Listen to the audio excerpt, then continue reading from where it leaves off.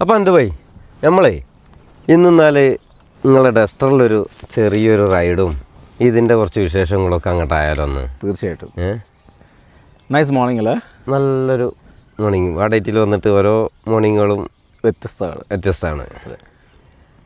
ഞാനൊരു 2018 എടുത്ത വണ്ടിയാണ്. 18 നമ്മൾ കണ്ടുപിട്ടുന്നതിന് മുന്നേ ഫ്രഷ് എടുത്ത പുതിയ വണ്ടി. ഓക്കെ, അങ്ങനെ എടുത്ത വണ്ടിയാണ്. 110 BHP 110 BHP 240 Nm torque. Okay, fair good performance. അത്യാവശ്യം കുറച്ചൊക്കെ ഓഫ് റോഡ് കൊണ്ടുപോകാൻ പറ്റും.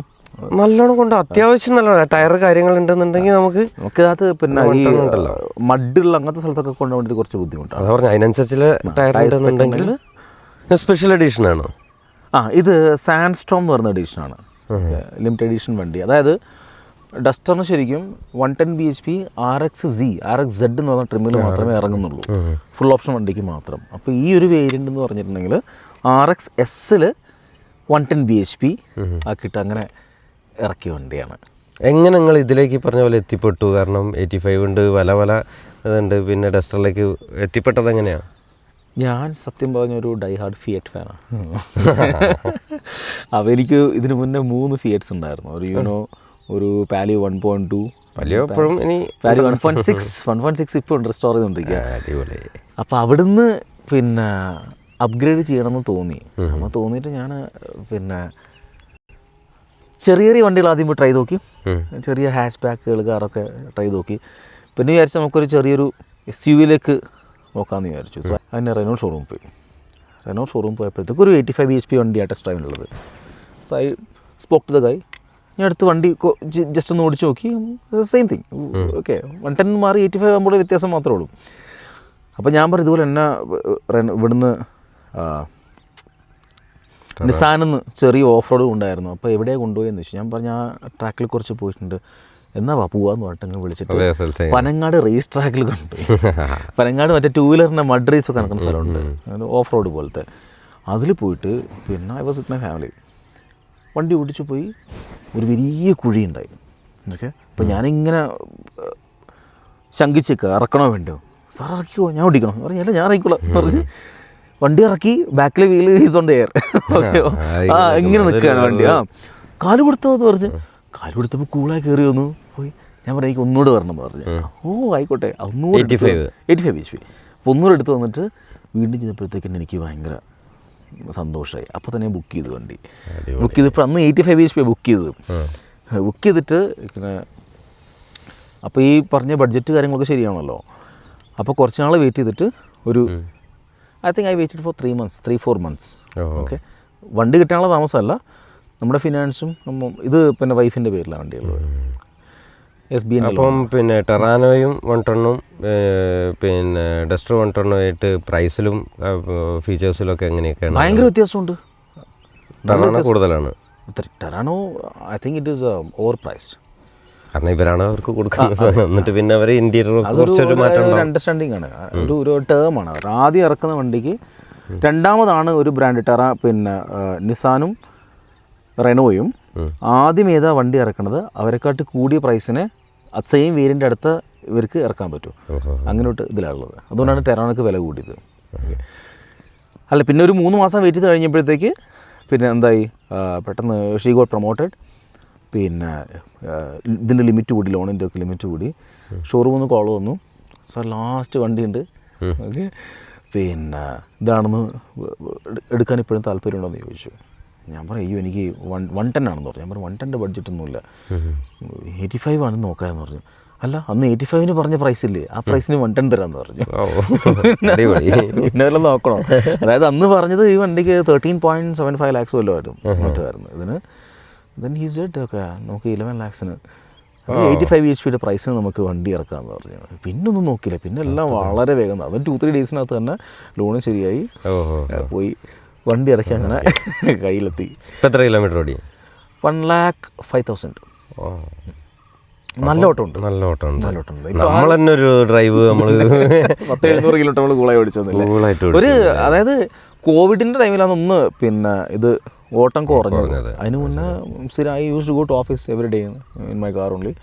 പിന്നെ ഫാമിലി ഇവിടെ ആയിരുന്നല്ലോ, കാലിക്കറ്റ് ആയിരുന്നു, പിന്നെ ഇവിടെ വയനാട്ടിലായിരുന്നു. അപ്പോൾ ഞാൻ ബസ്സൊന്നും പിടിച്ചു വരില്ല, ഇതിൽ തന്നെ ഓടിച്ചു വരും. ഇവിടെ വന്നു കഴിഞ്ഞാൽ ഒരു രക്ഷയില്ലാത്ത സാധനം, നല്ല റോഡും. നിങ്ങളുടെ എക്സ്പീരിയൻസ് എങ്ങനെയാ? ഞാൻ ഏകദേശം അന്ന് ആ ഒരു ടൈമിൽ തന്നെ എന്തായാലും ഒരു 300 കിലോമീറ്റർ 400 കിലോമീറ്റർ ഞാൻ തന്നെ ഓടിച്ചിട്ടുണ്ട്. എന്തായാലും ഓടിച്ചിട്ടുണ്ട്. ഇനിയും പോവാം, ഇനിയും പോകണം. തീർച്ചയായിട്ടും. പിന്നെ ഇത് മെയിൻറ്റെയിൻ ചെയ്യാൻ വേണ്ടിയിട്ട് സ്പെയർ പാർട്സ് ഭയങ്കര എക്സ്പെൻസീവ് ആവും. പക്ഷെ മെയിൻ്റെനൻസ് കുറവാണ്. അങ്ങനെ കംപ്ലൈൻറ്റ് ഒന്നുമില്ല, നമ്മൾ റോട്ടിലിടുക അങ്ങനത്തെ പ്രശ്നമൊന്നുമില്ല.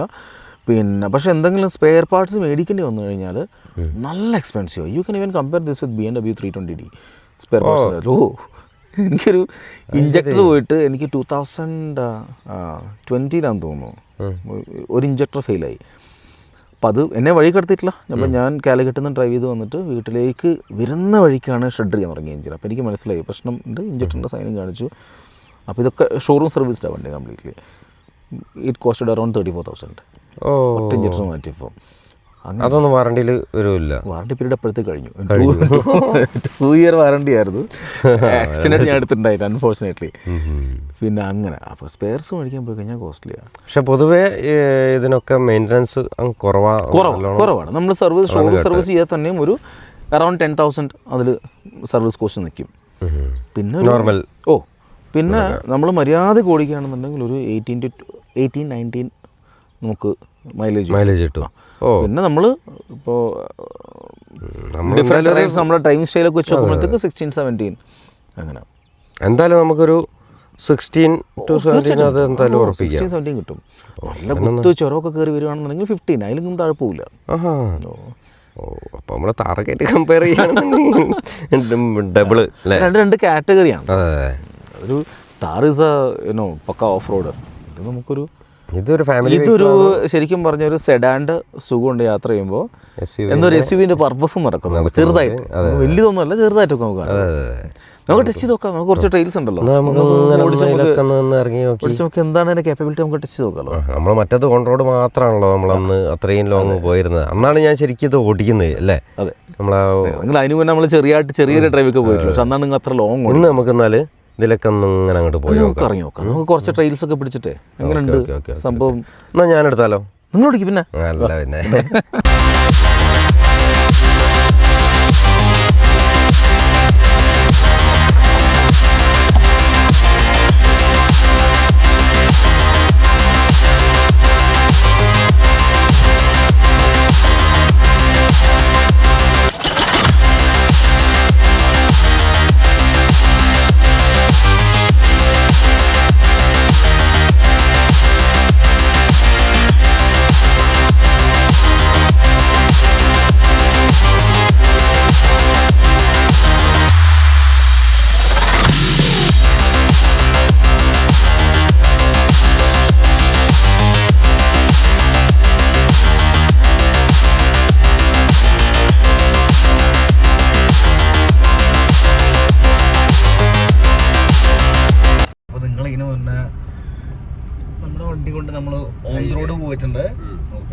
പിന്നെ ഇപ്പോഴത്തെ ചെറിയൊരു ഓഫ് റോഡും കാര്യങ്ങളൊക്കെ എന്താ നിങ്ങളുടെ അഭിപ്രായം? എൻ്റെ അഭിപ്രായം പറയുകയാണെന്നുണ്ടെങ്കിൽ ഈ വണ്ടീനെ കൊണ്ട് പറഞ്ഞ പോലെ തന്നെ നമ്മൾ എത്രയോ കിലോമീറ്ററുകൾ നമ്മൾ ഓൺ റോഡ് ഹൈവേയിൽ നല്ലോണം പറപ്പിച്ച് വിട്ടിട്ടുണ്ട്. ഇതേ റോഡ് കൂടെ ഇതേ ട്രെയിനിലൂടെ ഞാൻ താറായിട്ടും പിന്നെ ഫോർച്യൂണർ ഇങ്ങനെയുള്ള എല്ലാ വണ്ടികളായിട്ടും ഞാൻ പോയിട്ടുമുണ്ട്. പക്ഷെ പിന്നെ എൻ്റെ വണ്ടിയായിട്ട് ഞാൻ നല്ലോണം ഇതിലെ പോയിട്ടുണ്ട്, ബാക്കിയുള്ളവരായിട്ട് വണ്ടിയായിട്ട് പോയിട്ടുണ്ട്. അപ്പോൾ ഇതിലെനിക്ക് കിട്ടിയ ഒരു ഫീൽ എന്താണെന്ന് വെച്ചിട്ടുണ്ടെന്നുണ്ടെങ്കിൽ ഇതൊരു കാറാണല്ലോ ആക്ച്വലി. എന്തായാലും ഒരു ഓഫ് റോഡ് വണ്ടി എന്ന് പറയാനും പറ്റില്ല. പക്ഷെ ആ ഗണത്തിൽ പെടുന്ന വണ്ടികളെ ഞാൻ ഈ കൊണ്ടുപോകുമ്പോൾ ഇതിലൊക്കെ പോകുമ്പോൾ എനിക്ക് ഭയങ്കര ഉള്ളിലൊരു പേടിയിരിക്കും. ഒന്നാരം എൻ്റെ വണ്ടിയാണ്. അപ്പോൾ നമ്മൾ ഓരോ ട്രെയിനിലൂടെ ഓരോ സ്ഥലത്ത് കൂടെ ഇങ്ങനെ എടുക്കുമ്പോൾ നമ്മളെ കാലിൽ അതങ്ങനെ കൊടുത്ത് അത്രയും റിസ്ക് എടുത്തിട്ട് വേണം അത് എടുക്കാൻ. പക്ഷെ ഇതിൻ്റെ എന്താണെന്ന് വെച്ചിട്ടുണ്ടെന്നുണ്ടെങ്കിൽ ആ ഒരു ഇതിൻ്റെ സസ്പെൻഷൻ്റെ അതാണ് തോന്നുന്നത്, കാൽമ കറക്റ്റ് കിട്ടുന്നുണ്ട്. നമുക്കൊരു കോൺഫിഡൻറ്റ് കൂടുതലാണ് ഇതിന് കിട്ടുന്നത്. ഇത് ചെറിയൊരു കുഴിയിൽ അങ്ങ് ചാടി വിചാരിച്ചിട്ട് ഒന്നും സംഭവിക്കാനില്ല എന്നുള്ളൊരു തോന്നല് കറക്റ്റ് ഇതുണ്ടോ കൂളായിട്ട്. ഇതിപ്പോൾ നമ്മുടെ ഒരു കാറ് പിന്നെ ഗ്രൗണ്ട് ക്ലിയറൻസിൻ്റെ ഒരു വണ്ടിയൊക്കെ ആയിട്ട് വരികയാണെന്നുണ്ടെങ്കിൽ കൂടി നമ്മൾ ഇവിടുന്ന് ഇത്രയും ഒന്ന് പാസ് ചെയ്യണമെന്നുണ്ടെങ്കിൽ ഒരു 3 മിനിറ്റെങ്കിലും എടുക്കും. ഇതിപ്പോ സാധാരണ ഞാൻ ജീപ്പിൽ വരുന്ന പോലെ തന്നെ കൂളായിട്ട് അങ്ങനെ പോകാൻ കഴിയുന്നുണ്ട്. അപ്പൊ അതിൽ നിങ്ങൾ എന്തെങ്കിലും ഇതിൽ സ്പെഷ്യൽ ആയിട്ട് ചെയ്തിട്ടുണ്ടോ സസ്പെൻഷനിൽ? അതോ ഇനി കമ്പനി തന്നെ ഇങ്ങനെ ഇത്രയും സെറ്റ് ആയിട്ട് തന്നെയാണോ വരുന്നത്? എന്താണ് അതിന്റെ ഒരു? ഇല്ല, ഞാൻ ഒന്നും സസ്പെൻഷൻ ചെയ്തിട്ടില്ല. ഇത് ശരിക്കും ഇതിന്റെ റെനോയുടെ ഡസ്റ്ററിന്റെ സസ്പെൻഷൻ ഈസ് വെരി ഫേമസ്. അതിന് മാജിക് കാർപ്പറ്റ് റൈഡ് എന്ന് പറയാം. അപ്പോൾ മാജിക് കാർപ്പറ്റ് റൈഡ് എന്ന് പറയാം. അതായത് കുറച്ച് പിന്നെ ഗട്ടറുള്ള വഴിയൊക്കെയാണെന്നുണ്ടെങ്കിലും നമ്മൾ സ്ലോ ഡൗൺ ചെയ്യാണ്ട് നമുക്ക് സ്പീഡിൽ തന്നെ ഓടിച്ചു പോകും. Nothing which is gonna happen.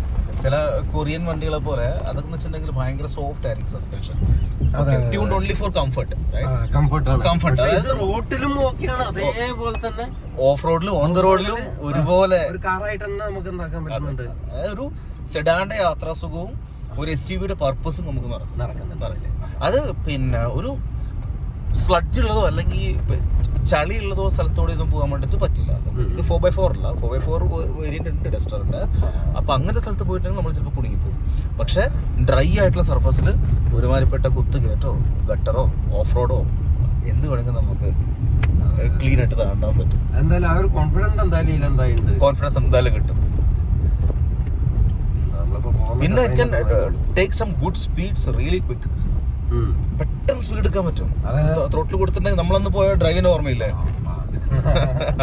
ഹൈവേയിലൊക്കെ കയറിയിട്ടുണ്ടെങ്കിൽ വളരെ പെട്ടെന്ന് സ്പീഡ് എടുക്കാൻ പറ്റും. അതുപോലെ ബ്രേക്കിങ്ങും ABS, EBD, EBA ഉണ്ട്. Emergency break assist. യൂഷ്വലി നമ്മൾ ഇതിലുള്ള ABS ഉള്ള വണ്ടിക്കകത്ത് ചില വണ്ടികൾക്ക് ഒറ്റ ചവിട്ടം ചിലപ്പോൾ വണ്ടി നിന്നൊന്നും വരില്ല. അപ്പൊ ഇതിന് EBA ഉണ്ട്, എമർജൻസി ബ്രേക്ക് അസിസ്റ്റ് ഉണ്ട്. അപ്പൊ പെട്ടെന്ന് ചവിട്ടുകയാണെന്നുണ്ടെങ്കിൽ വണ്ടി ഓൺ സ്പോട്ട് സ്റ്റോപ്പ് ആവും. അവിടെ എങ്ങനെ ഉണ്ടായിരുന്നു? അടിപൊളി സംഭവം തന്നെ കേട്ടോ. കാരണം ഞാൻ പ്രതീക്ഷിച്ചില്ല ഓഫ് റോഡിൽ ഇത്ര അത് പെർഫോം ചെയ്യുന്നില്ലത്. എന്നിരുന്നാൽ കൂടി എൻ്റെ ചെറിയ 1-2 സംശയങ്ങൾ. പിന്നെ നിങ്ങളിപ്പോൾ ഇത്രയും വർഷമായിട്ട് ഇത് ഉപയോഗിക്കുന്നുണ്ട്, 2018 മുതൽ ഉപയോഗിക്കുന്നുണ്ട്. ഇപ്പോൾ ഏതൊരു വണ്ടിയാണെന്നുണ്ടെങ്കിലും പ്ലസ് മാത്രമല്ല അതിന് നെഗറ്റീവും ഉണ്ടാവാം. നിങ്ങൾ മനസ്സിലാക്കിയ ഈ വണ്ടിയുടെ ചില്ലറ പോരായ്മകളാണെന്നുണ്ടെങ്കിൽ ആ പോരായ്മകൾ എന്തൊക്കെയാണെന്നുള്ളതൊന്ന്. ഒരു പോരായ്മ എനിക്ക് തോന്നിയത് ഗിയർ റേഷ്യോസ് കുറച്ചുകൂടി മെച്ചപ്പെടുത്താമായിരുന്നു എനിക്ക് ഫീൽ ചെയ്തിട്ടുണ്ട്. Okay, gear ratios. ഓക്കെ, അതായത് I feel first and second gear കുറച്ച് ടോളാണെന്ന് എനിക്ക് തോന്നുന്നത്. അതായത് പിന്നെ നിങ്ങൾ ശ്രദ്ധിച്ചിട്ടുണ്ടാവും, നമ്മളിപ്പോൾ ഒരു ജർമ്മൻ വണ്ടി ഓടിക്കുകയാണെന്നുണ്ടെങ്കിൽ നമ്മൾ ത്രോട്ടിൽ നിന്ന് കാലെടുക്കുമ്പോൾ തന്നെ വണ്ടി മൂവി തുടങ്ങും. അപ്പോൾ ഇതിന് അങ്ങനെ ഒരു സംഭവമില്ല. ഓക്കെ, ഐ ഹേർഡ് 85 bhpക്ക് ഇതിനെക്കാട്ടി ബെറ്റർ ആണെന്ന് ഞാൻ കേട്ടിട്ടുള്ളത്. ഇപ്പോൾ ടർബോ കുറച്ചുകൂടി കുറച്ചുകൂടി നേരത്തെ സ്പൂളിനാവും. ഇതിന് VGT ആണ്, കുറച്ചൊരു വലിപ്പമുള്ള ടർബോ ആണ്. അപ്പോൾ അത് സ്പൂളിനാവുള്ള ടൈമുണ്ട്. ടർബോ ലാഗും ചെറുതായിട്ടുണ്ട്. അപ്പോൾ നമ്മൾ ഫസ്റ്റ് ഗിയറിൽ മൂവ് ചെയ്യുമ്പോഴത്തേക്കും നമ്മൾ ശരിക്കും ത്രോട്ടിൽ കൊടുത്ത് തന്നെ എടുക്കണം. നമ്മൾ ജസ്റ്റ് റിമൂവ് ചെയ്ത് കഴിഞ്ഞാൽ വണ്ടി ആ ഒരു ജർമ്മൻ വണ്ടി കിട്ടുന്ന ഒരു പുൾ നമുക്ക് കിട്ടില്ല. സെക്കൻഡ് ഗിയറിലും പിന്നെ നമ്മളൊന്ന് ലോങ് പോയപ്പോൾ നിങ്ങൾ ശ്രദ്ധിച്ചിട്ടുണ്ടാവും, സ്പീഡ് ഹംസിലൊക്കെ വരുമ്പോഴത്തേക്കും നമ്മൾ മൊമെന്റ് ഉണ്ടെങ്കിൽ സെക്കൻഡ് ഗിയറിൽ പോയിക്കോളും. അല്ലാതെ സെക്കൻഡ് ഗിയറിൽ സംഭവം ആവത്തില്ല. അപ്പോൾ എനിക്ക് തോന്നുന്ന ഗിയർ റേഷ്യോൻ്റെ ആണ് പ്രശ്നം. വണ്ടിക്ക് engine it's A great engine, pickup ഒന്നും കുറവൊന്നുമില്ല. പക്ഷെ അതൊന്ന് ബെറ്റർ ആക്കിയാൽ കുഴപ്പമില്ല. അപ്പോൾ അങ്ങനെ ഒരു ഫീൽ അല്ലാണ്ട് വേറൊന്നും എനിക്ക് തോന്നിയിട്ടില്ല. ഡ്രൈവൊക്കെ നല്ല കംഫർട്ടബിളാണ്. നമ്മൾ ലോങ് ഒക്കെ അന്ന് നമ്മൾ ഒറ്റ സ്ട്രെച്ച് നമ്മൾ 10-600 കിലോമീറ്റർ ഓടിച്ച് വന്നതാണ്. നമ്മളൊന്നും ക്ഷീണമൊന്നും യാതൊരു പ്രശ്നം. ഇടയ്ക്ക് ബൂട്ട് സ്പേസ് ആണെന്നുണ്ടെങ്കിൽ അറൗണ്ട് 450 ലിറ്റേഴ്സ് ഉണ്ട്. ഇഷ്ടംപോലെ നമുക്ക് സാധനങ്ങൾ ഡംപ് ചെയ്യാം. പിൻ സീറ്റ് യാത്ര സുഖവും കുഴപ്പമില്ല. സ്റ്റിയറിങ്ങും നല്ലതാണ്. ഈ ചില കൊറിയൻ വണ്ടികളെ അപേക്ഷിച്ച് പിന്നെ ഇലക്ട്രിക് സ്റ്റിയറിംഗ് അല്ല, ഇത് ഇലക്ട്രിക് പ്ലസ് ഇതാണ്, ഹൈഡ്രോളിക് ആണ്. അപ്പോൾ നമുക്ക് കൂടുതൽ നല്ല കൺട്രോൾ കിട്ടും. വെൽ വെയ്റ്റഡ് സ്റ്റിയറിംഗ് ആണ്. ഭയങ്കര തീരെ ലൈറ്റ് അല്ല, സ്പീഡ് വെച്ചിട്ട് കറക്റ്റായിട്ട് വെയിറ്റും വരും. അതാ പറഞ്ഞത് ഓഫ് റോഡിൽ നമ്മൾ പോകുമ്പോൾ ഇപ്പോൾ വലിയൊരു ഓഫ് റോഡ് അല്ലെങ്കിൽ കൂടി പോയപ്പോൾ ഞാൻ പ്രതീക്ഷിച്ചൊരു സാധനം വേറെ ഉണ്ട്. കാരണം ഞാൻ വേറെ പല വണ്ടികൾ ഇതിൽ ഓടിച്ചപ്പോൾ കുറേ ടെൻഷനായിരിക്കും. പക്ഷേ ഇത് അതിനൊക്കെ ഒന്ന് ഫ്രീ ആക്കിയിട്ടൊരു ആ ഒരു എന്താ പറയുക, ആ സാധനം കാൽമലും നമ്മളെ മൈൻഡിലേക്ക് അത് കറക്റ്റ് കിട്ടുന്നുണ്ട്. പറയാൻ പറ്റാത്തൊരു സാധനം തന്നെയാണ്. അതെന്തായാലും ഗുഡ് എക്സ്പീരിയൻസ് അല്ലേ?